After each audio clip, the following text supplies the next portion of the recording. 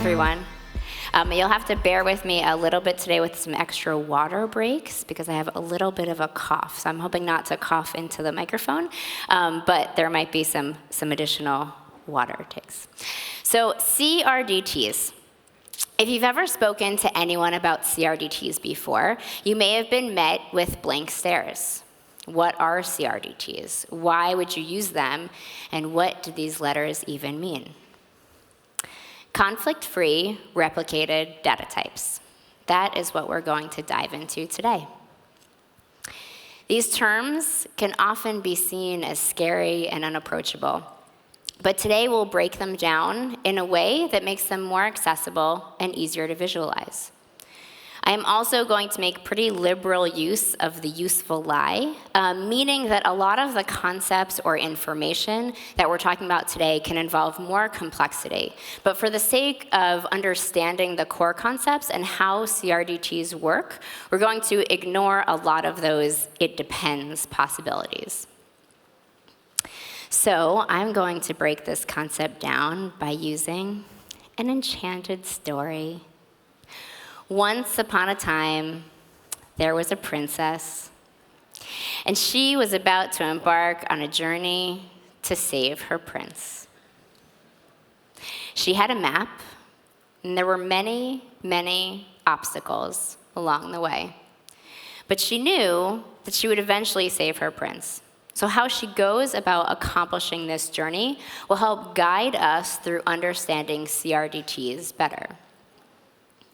So my name is Allison McMillan. I do a bunch of different things. I lead the engineering, communication, and collaboration department at GitHub.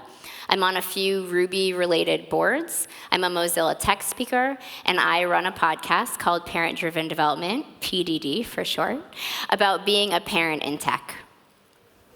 I also have two lovely children. This is Layla and Devin, who are actually here in Stockholm with me. So if you have recommendations of must-see things with kids, please let me know.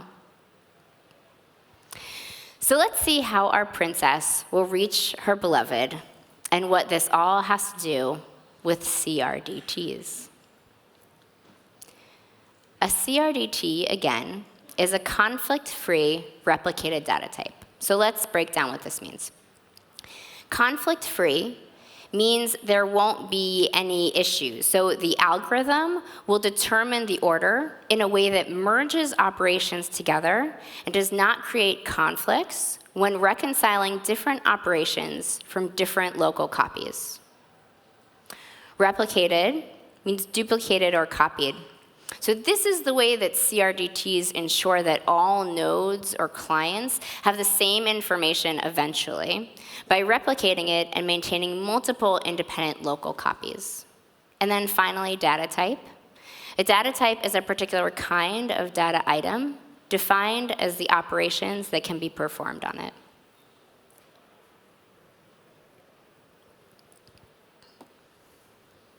CRDTs are a way for multiple people to work on the same thing locally and have those changes periodically sent to other users while capturing the correct order of changes so that everyone eventually ends up with the same thing. This happens without using a centralized server, but with the guarantee that all of the information will eventually converge. So there are some really interesting ways CRDTs are being used. CRDTs are often used in a lot of geo-replicated systems like React and Redis.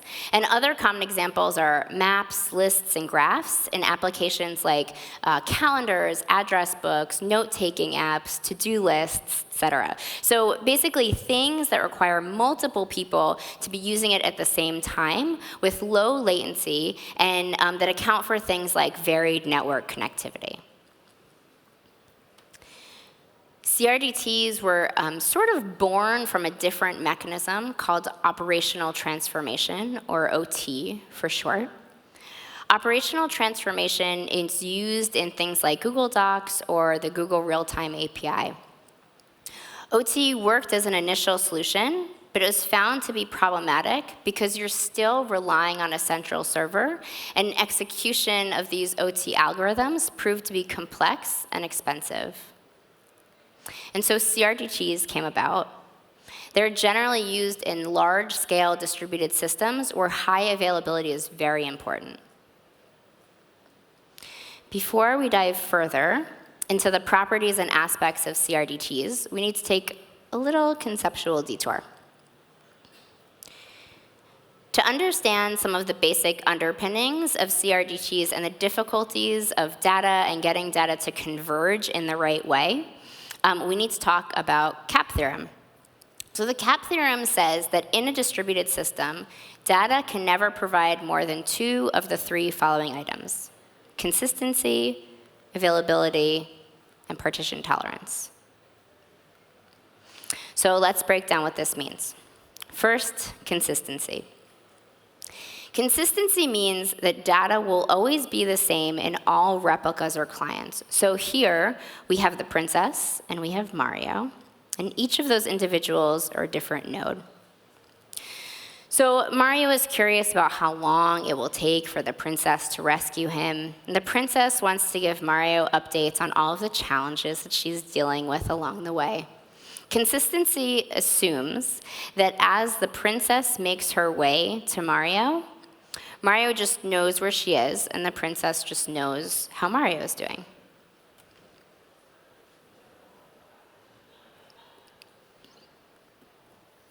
Next, availability. So availability means that every request receives a response. So every request goes through. Slightly different than our previous examples, where the expectation that the princess and Mario knew all the same things at the same time, or consistency. Availability states that any messages that one sends to another would go through. And finally, partition tolerant, which means that the network can lose messages as they're being sent, and that the system will be able to find those messages again, preventing any data loss. So CRDTs compromise on consistency, but optimize CAP theorem constraints. The second concept is gossip protocol. So gossip protocol means that information gets communicated sort of whenever it can, whenever it's able.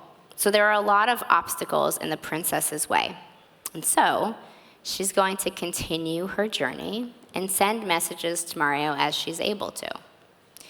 She might not be able to send a message while she's walking through bees, but once she gets past them, she'll be able to send a message. So this is important for the eventual convergence that CRDTs provide. Finally, let's talk about what a join semilattice is. So in its simplest explanation, a semilattice is the mathematical term for a CRDT. And when you have 2 or more semilattices and you merge them, you create a join semilattice. The join semilattice is a representation of the order of these revisions.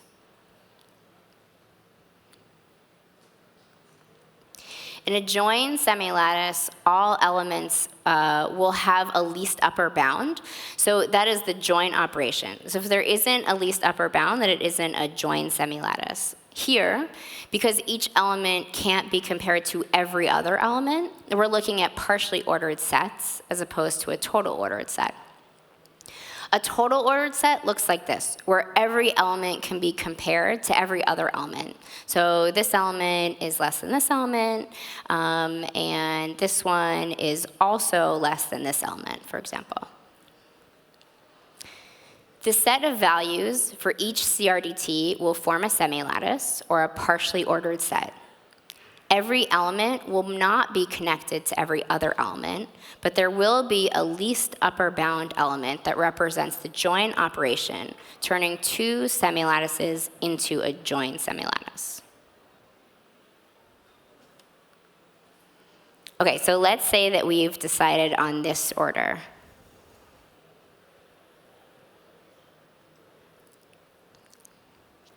Your join semilattice would look like this.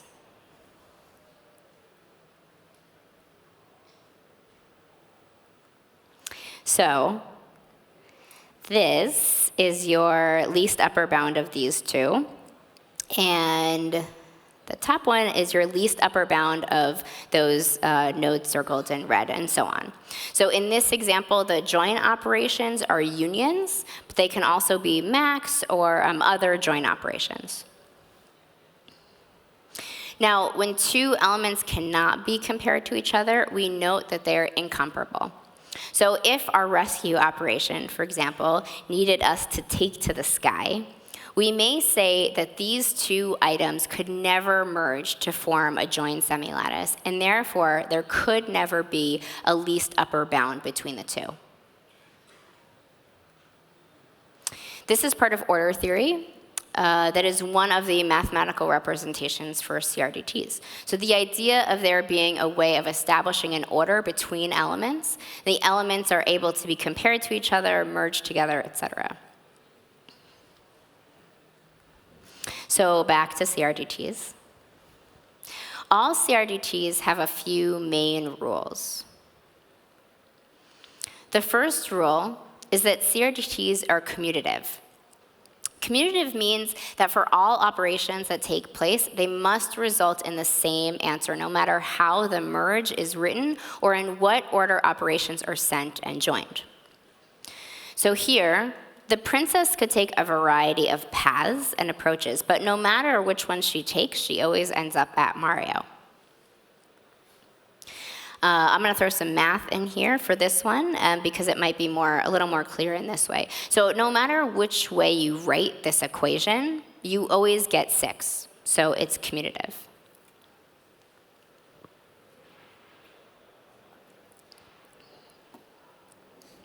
The second rule is that they're associative.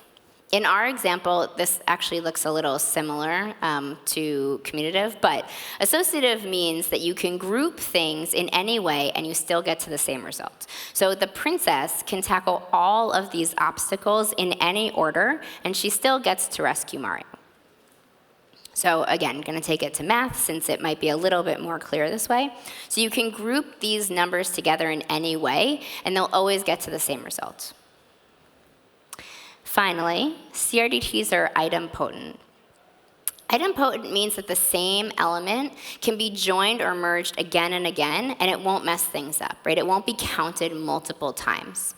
So if the princess goes to the same obstacle multiple times, it's fine. Mario only gets that update once. If Mario is sending the princess a message like help, then she only needs to receive that message once.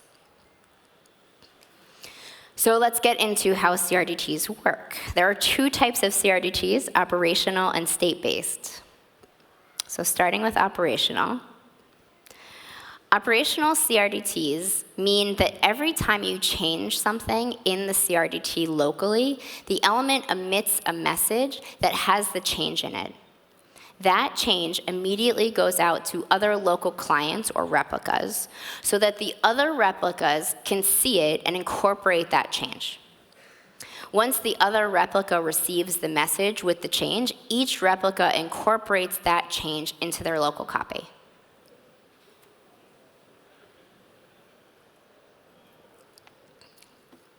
So something that I briefly touched on before is that the princess wants to let Mario know how close she is and wants to know how Mario is doing. And Mario wants to let the princess know how he is, and he wants to know when she's getting closer to rescuing him. So they have magic mirrors to communicate this, of course. So in operational CRDTs, every time that anything changes, that change is sent out to the replicas. So every time that the princess takes a step, making a change in an operation, that information is sent to Mario as a different local copy. Or every time that Mario moves, his moves are sent to the princess to update her local copy. Their moves are communicated to one another. Okay, so now on to state-based. So state-based, we've still got our magic mirrors as local copies, but this time, instead of watching every step and every move, when the princess defeats an obstacle, like passing the bees, that entire set of operations gets disseminated to Mario. So Mario has his local working copy's current state. He merges in the information of the princess's new state and then updates his local copy, so the state has now converged. The operation changes are grouped together, and the transmission happens when the state is changed locally. Because we're disseminating a state and not every operation, the transmission happens less frequently. The full local state is shipped to another replica. That replica then merges with the state of that node and updates the state, and the local state continues to be sent to all the other replicas. So a few operations occur. It changes the state of the local copy, that state type, in an order that represents the local view of the local copy. That is then sent over the network to other replicas.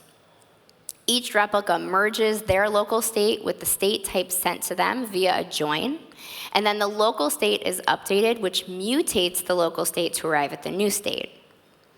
The state of a system is defined by all the operations together. And I'm going to repeat that one more time. So a few operations occur. It changes the state of the local copy, that state type, in an order that represents that local view of the local copy. That is then sent over the network to other replicas, and each replica merges their local state with the state type sent to them via a join. And then the local state is updated, which mutates the local state to arrive at the new state.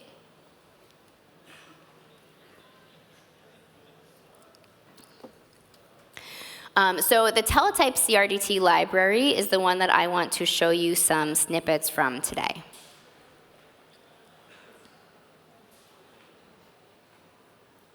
It's just a little video in case you aren't familiar with Adam's Teletype.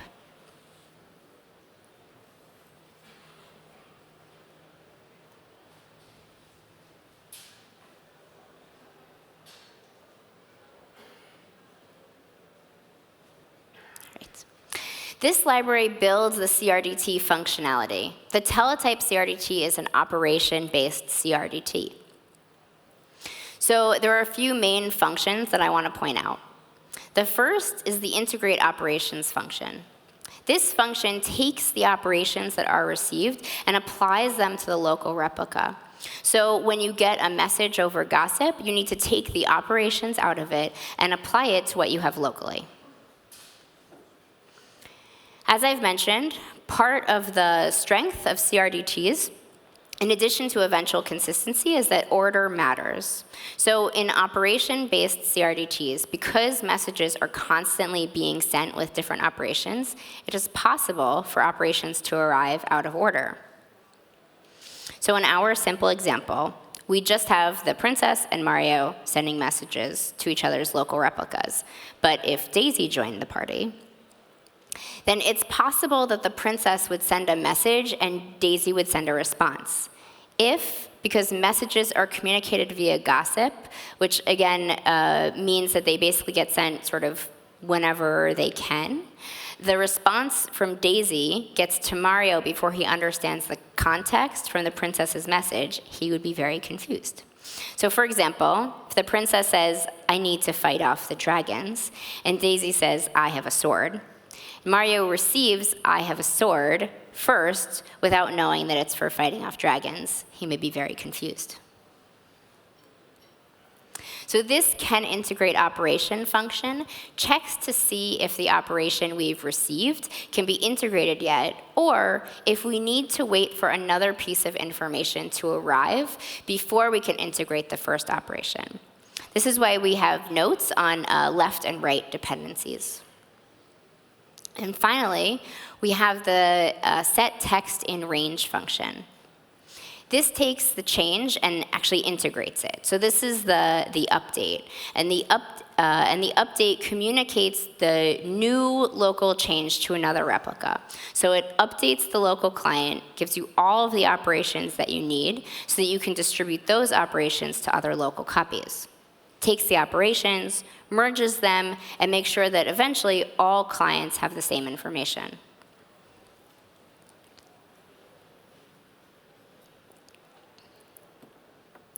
To figure out what each local copy should look like as multiple people are collaborating, each peer that is collaborating has a unique peer identifier, or a PID, and every operation that peer executes has a peer update number, or a PUN.